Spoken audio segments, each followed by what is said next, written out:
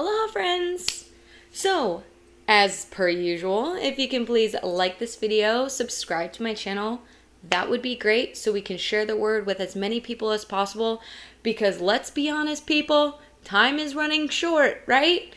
We are getting to the end, so more and more people need Jesus. They need a personal relationship with Jesus because that's the only way, number one, that we're going to make it through, and number two, that we're going to make it to the end. So, let's talk about the word because Jesus is the word. So the Lord has really been speaking to me lately about faith. And faith is a very Christian word, I guess, would be the best way to describe it. But my church has a working definition of faith. And it's to trust God, rely on God, and obey God. And it's not always easy, but let's talk about it. So something interesting that we read in Exodus recently is from Exodus 7 verses 8 to 10. And this is out of ESV. It says, "Then the Lord said to Moses and Aaron, when Pharaoh says to you, 'Prove yourselves by working a miracle,' then you shall say to Aaron, 'Take your staff and cast it down before Pharaoh, that it may become a serpent.' So Moses and Aaron went to Pharaoh and did just as the Lord commanded. Aaron cast down his staff before Pharaoh and his servants, and it became a serpent." And I started thinking about this, and this is a really simple passage to just kind of pass over and be like, oh, cool. Like, God told Moses and Aaron, throw down this stick that you got in your hand, and it's going to become a serpent. But I don't think, as humans, we've really grasped how much faith that took. Like, this really stood out to me because I think about the split second between when the staff left Aaron's hands and the time it hit the ground. Like, it probably wasn't that much of a space or that much of time, that much time, but there was a lot of faith in there.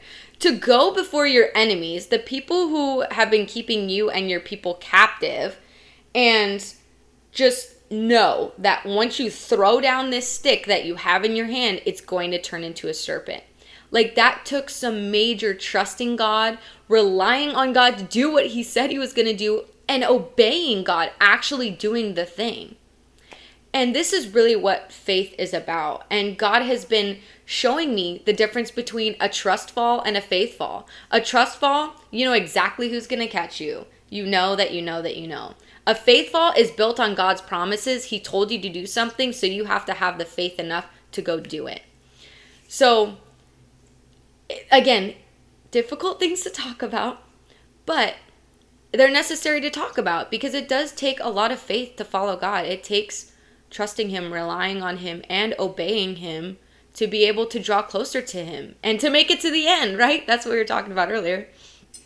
So most people think of like Hebrews 11:1 when they define faith. Now faith is the evidence of things hoped for, the confidence of things not seen. And while that is true, I kind of want to touch on another aspect of faith. And this is from Hebrews 11:6 out of the CJB.